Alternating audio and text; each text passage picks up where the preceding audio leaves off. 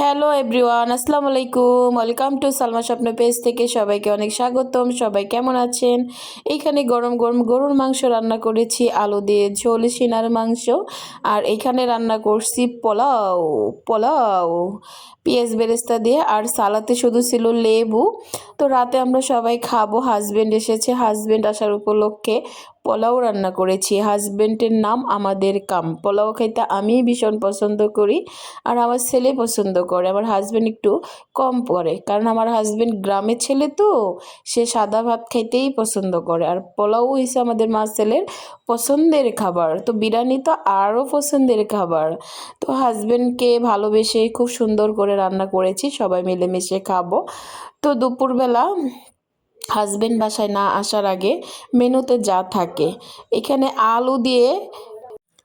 আলু আর পেঁয়াজের ফুল দিয়ে ভাজি করতেছি, আর এখানে শাক ভাজি করেছি, গরম ভাত, এই যে গতকালের গরুর মাংসের ঝোল, শুটকির তরকারি, সাথে ছিল ডাল। মানে হাজবেন্ড যখন বাসায় আসে না, তার আগের মেনুর অবস্থা দেখেন। আর হাজবেন্ড বাসায় আসলে তো ভালো মন্দ রান্না করে খাওয়াতেই হয়।